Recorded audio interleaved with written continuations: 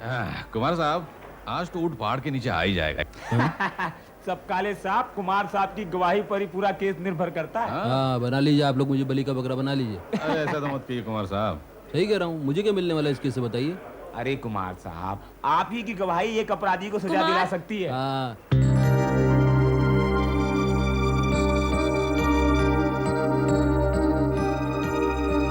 ये तो मिसेस सेठ का बेटी है। ये क्या चक्कर है सब काले साहब? अरे अपने को क्या वकील साहब, चलिए। और कैसा चल रहा है?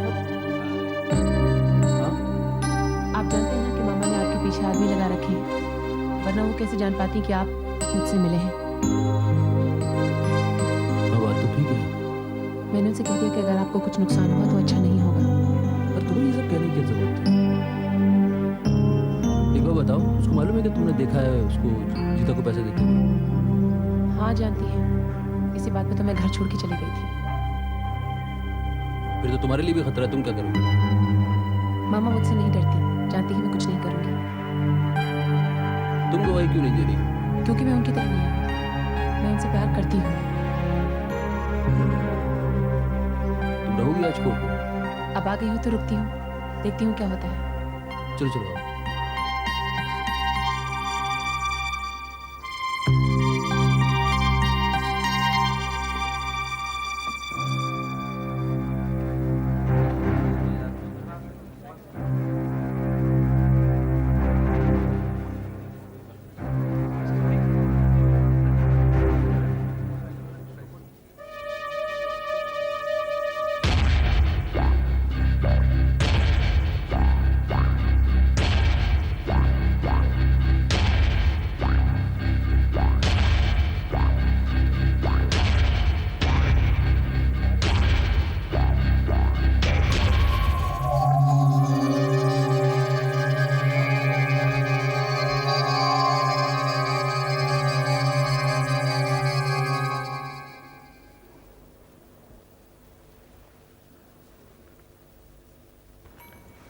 सरकार बनाम अमृता सेठ। प्रोसिक्यूशन में proceed now. Your honour,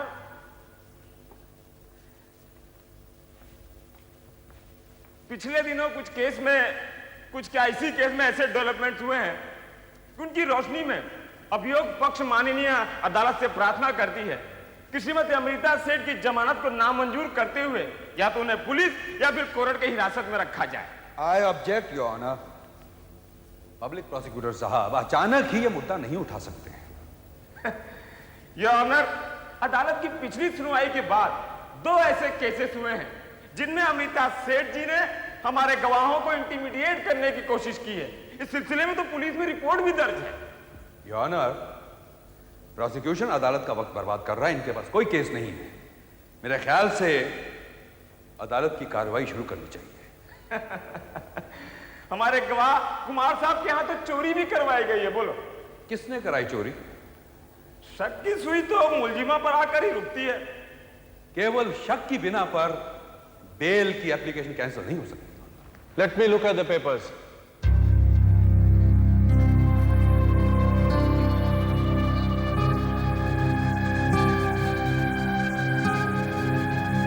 I reserve my ruling on this. You may proceed further. Your Honor, मेरी पहली गवाह श्रीमती राहुल सेठ यानी कि प्रियंका सेठ। With the permission of this respected court, I'd like to request the witness to kindly take the stand.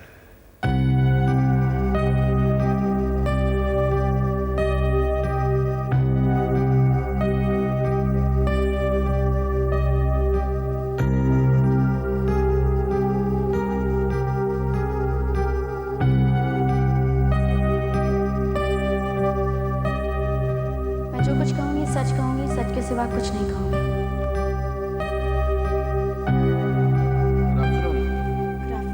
आपका नाम? प्रिया सेठ। आपके पति का नाम?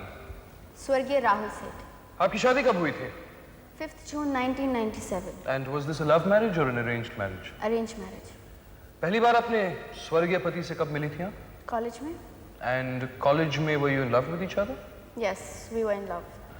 ये शादी आप लोगों के पेरेंट्स की परमिशन के साथ हुई थी? जी हाँ, लेकिन हमें थोड़ा सा कन्विंस करना पड़ा था। और जाहिर है हर नई पत्नी की तरह आपने भी मीठे मीठे सपने देखे होंगे कि आप अपने पति के घर में रहने जाएंगी और बिल्कुल अपनी माँ जैसी सास मिलेगी। जी हाँ। क्या ये सपने पूरे हुए? जी नहीं। क्यों? क्योंकि मॉम जी, मॉम जी? मेरे पति की माँ, मैं उन्हें मॉम जी कहती हूँ। जी, आप कुछ कहना चाहती थी?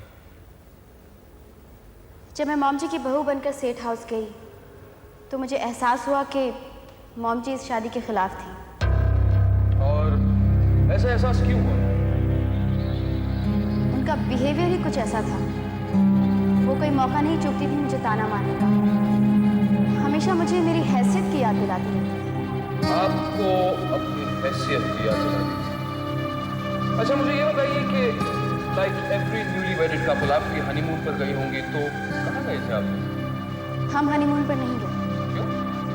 शेख परिवार तो बहुत ही रईस परिवार है। अगर आप चाहती थी तो लंदन, पेरिस, स्विट्जरलैंड कहीं पर भी जा सकती थी। फिर आप हनीमून पर क्यों गई? ऑब्जेक्शन जो है ना, ये कैसी लाइन ऑफ क्वेश्चनिंग है? यहाँ अदालत मिसेस प्रियंका सेठ के हनीमून के किस्से सुनने के लिए नहीं बुलाई गई है। आप साबित क्या करना चाहते हैं मिस्टर कबीर? योर ऑनर, मैं इस कोर्ट के सामने यही बात साबित करना चाहता हूं कि ये हनीमून ही कारण था राहुल सेठ की मौत का। Objection overruled. Thank you your honour. हाँ, तो मिसेस सेठ, आप बता रही थी कि आप हनीमून पर क्यों नहीं गई? क्योंकि मॉम जी ने मना कर दिया था। क्योंकि मॉम जी को किसी गुरुजी ने बताया था कि राहुल शादी के बाद एटलीस्ट 60 डेज के लिए अपनी पत्नी से ना मिले, वरना उसकी जान को खतरा है। वरना उसकी जान को खतरा है। और मॉम जी ने इस गुरुजी का नाम तो आपको बताया ही होगा, या फिर उनसे मिलने तो ले गई होगी? जी नहीं। ये बात नोट की जाए। योर ऑनर, इससे साफ साफ जाहिर होता है कि मिसेस अमृता सेठ यानी कि प्रियंका सेठ की सास ने एक न्यूली वेडेड कपल को एक दूसरे से मिलने नहीं दिया। इनफैक्ट उन्होंने एक फर्जी गुरुजी की कहानी की सहायता भी ली। अब ऐसा उन्होंने क्यों किया, ये इस इंटेरोगेशन के दौरान साफ साफ पता चल जाएगा। Let's go somewhere else. क्यों? Something's bothering me. उफ यार, stop this please. Vicky please कहीं और चलते हैं ना। फिर वही बात। क्या यार, इससे अच्छा ये होता है हम पापा के साथ कोर्ट में होते। I don't like courts. What do you like then? तो हमेशा रेस्टोरेंट में जाने के लिए बेचैन रहती हो। अब रेस्टोरेंट आए हैं, let's go somewhere else. अच्छा इधर देखो। मेरी तरफ देखो ना। हाँ। उस आदमी को देख रहे हो? कौन? अरे ऐसे मत देखो ना, इतने ऑब्वियसली। तो कैसे देखूं? चुपचाप अपने आँख के किनारे से। वो जो चश्मा वाला है ना, वो रास्ते में भी था। तो हमारा पीछा किया जा रहा है। We are being followed. God, you really lost it. कोई हमारा पीछा क्यों करेगा? और वैसे भी वो काफी शरीफ दिखता है। चलो ऑर्डर करो।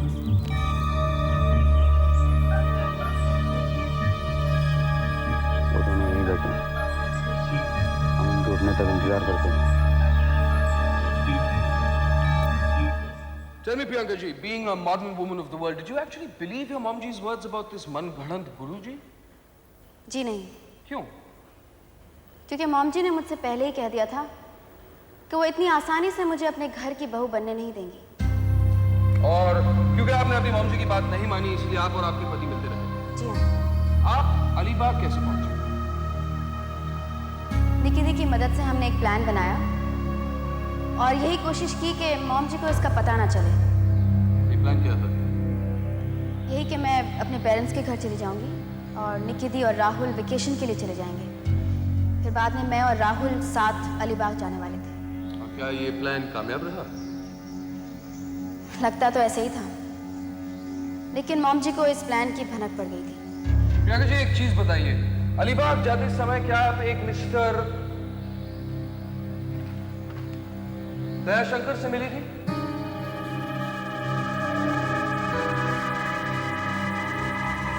जी हाँ, फेरी छूटने ही वाली थी कि एक आदमी चढ़ने की कोशिश करने लगा। वो गिर गया था, इसलिए राहुल उसे चढ़ाने के लिए कूद पड़ा और चलती हुई फेरी में उसे साथ लेकर ही चला। राहुल को उस पर बहुत गुस्सा आया, लेकिन मैंने रोक दिया क्योंकि मुझे उसके अंधेपन पर तरस आ गया। वो दयाशंकर था। प्रियंका जी, क्या आप दावे से कह सकती हैं कि जिस आदमी से आप मिली थी उसका नाम दयाशंकर ही था? जी हाँ, उसने खुद बताया था।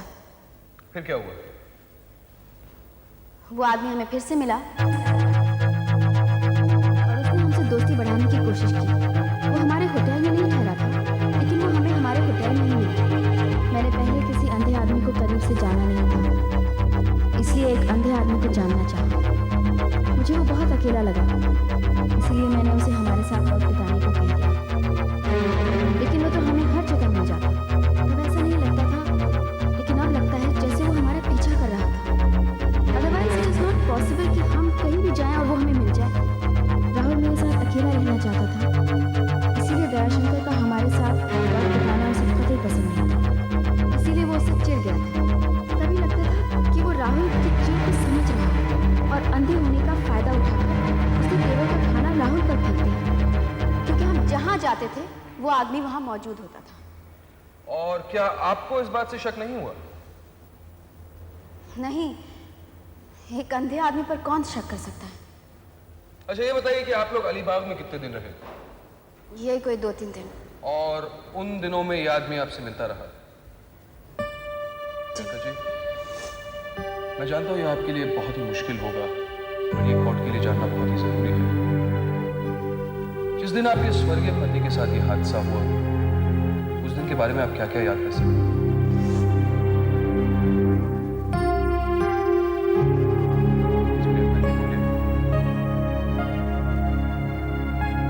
बोलिए Mrs Priyanka. It was a beautiful morning. मैं और राहुल घूमने के लिए बाहर निकले। मैं बहुत खुश थी। मैंने मॉम जी से छीनकर राहुल को पा लिया था। राहुल मेरी बाहों में था। मैं राहुल के करीब थी। वो हर सेकंड एक युग की तरह कीमती था। मुझे और कुछ नहीं चाहिए था। अचानक हमें दयाशंकर की आवाज़ सुनाई दी। वो हमें देख तो नहीं सकता था, फिर उसने हमें पहचाना कैसे? राहुल ने मुझे मना किया। I was so happy that I wanted to be with him. Dayashankar को मैंने साथ ले लिया। हम घर गए। दयाशंकर ने कहा कि ऑब्जर्वेशन पॉइंट चलते हैं। ऑब्जर्वेशन पॉइंट वहाँ की सबसे ऊंची जगह है। वाकई देखने वाला नजारा था। ऊंचाई से सारी वैली दिखती थी। बहुत सुंदर जगह थी। I was like a child. Dayashankar और राहुल दूर से खड़े मुझे देख रहे थे। और एक अंधे को ऊंचाई से क्या देख रहा? वो हमें वहाँ क्यों ले गया? इसका जवाब थोड़ी देर बाद मुझे मिल गया। राहुल और लोग इकट्ठे खड़े थे। वो राहुल के पीछे था। मुझे एक चीख सुनाई दी और फिर पता भी नहीं। और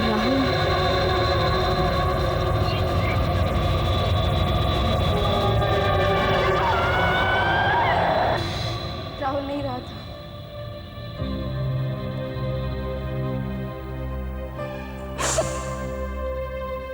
Your Honor, I'd like to request this court to continue the balance of the hearing after recess. All right. The court is adjourned till the recess. We will meet at 2 o'clock. Yes, Your Honor. Priyanka, I'm sorry, Priyanka, but we have to go through with this, Priyanka.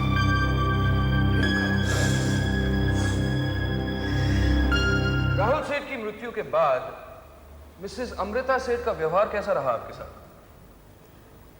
Mom जी ने राहुल की मौत का जिम्मेदार मुझे ठहराया। आपको? क्यों? क्योंकि मॉम जी का कहना था कि अगर मैं गुरुजी की बात मानती तो शायद ये हादसा नहीं होता। यानी कि आपको हैरिस किया? जी हाँ, लेकिन तमाम परेशानियों के बावजूद मैंने सेठ हाउस नहीं छोड़ा, क्योंकि वो मेरे पति का घर है। आपने सही किया। आपके पति का संपत्ति का क्या हुआ प्रियंका जी? मुझसे कहा गया कि राहुल के नाम पर कोई प्रॉपर्टी नहीं है। अच्छा, ये आपसे किसने कहा? मॉम जी ने। और आपने उनकी बात मान ली? जी हाँ। योर ऑनर, मिसेस अमृता सेठ ने अपनी ही बहू मिसेस प्रियंका सेठ से साफ साफ झूठ कहा, क्योंकि हकीकत तो यह है कि राहुल सेठ परिवार की बहुत बड़ी संपत्ति का मालिक था। इन पेपर्स के मुताबिक, इन ऑथेंटिकेटेड पेपर्स के मुताबिक साफ साफ जाहिर हो जाता है कि राहुल सेठ सेठ खानदान की संपत्ति का 1/3 वारिस था। योर ऑनर, राहुल सेठ सेठ परिवार का इकलौता बेटा था। सेठ परिवार की संपत्ति में उसका हिस्सा होना कोई नायाब बात नहीं है। मेरी समझ में यह नहीं आ रहा कि इस बात को तो तूल क्यों दिया जा रहा है। योर ऑनर, इस बात को तूल नहीं दिया जा रहा, बल्कि सिर्फ यह साबित करने की कोशिश कर रहे हैं कि राहुल सेठ की मृत्यु के पीछे मोटिव क्या था।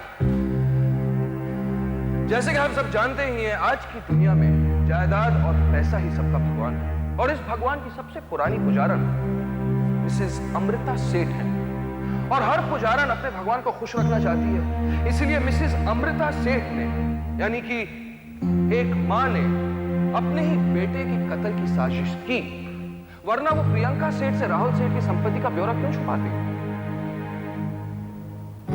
क्या पियोगी? कुछ नहीं। कुछ भी नहीं पियोगी? नहीं। ठीक है, मेरे लिए कोला। मैं जो कहूंगी ना उसका हमेशा उल्टा करोगे। ये बात तो तुम पर लागू होती है।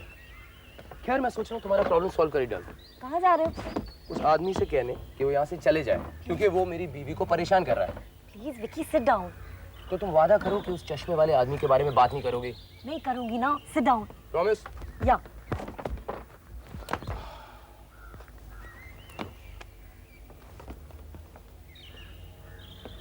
Thank you.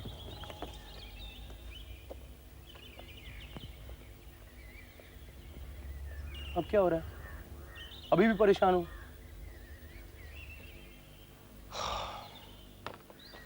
वेटर, हमारा बिल काउंटर पे लाओ, हम जा रहे हैं। अब जब ऑर्डर कर ही लिया तो वेस्ट क्यों कर रहे हो? पी लो ना। नहीं पीना, इतनी टेंशन क्रिएट किया तुमने। अब ये कोला मेरे गले से नहीं उतर रहा। चलो।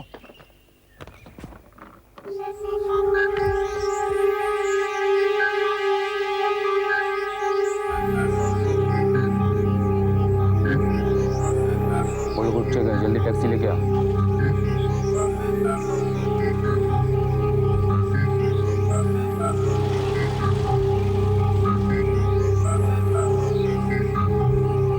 टैक्सी, लोकल वाला।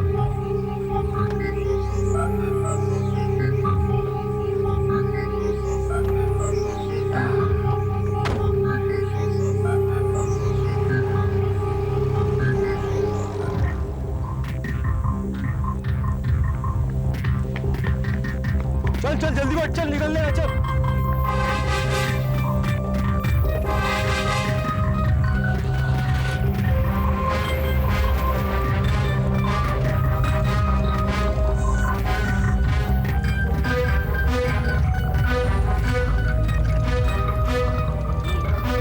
हमारे घर का रास्ता तो नहीं है।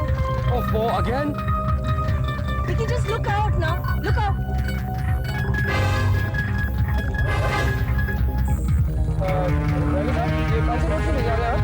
साहब, आपको हम शॉर्टकट ले जा रहे हैं, शॉर्टकट। हाँ, लेकिन ये लोकल वाला का रोड नहीं है। देखो, टैक्सी रोको। नहीं साहब, आप बिल्कुल नाराज ना होइए। अरे हम पहुंचाऊंगा ना लोखंड वाला, काहे को चिंता कर रहे हो? हाँ, अरे मैं कह रहा हूँ टैक्सी रोको ना, टैक्सी रोको भाई। काहे को डर रहे हो? समझ में नहीं आ रहा क्या मैं कह रहा हूँ? टैक्सी रोको। रोको टैक्सी। ये देखो, वक्त आने पर रुकेगी। अरे रोको यार।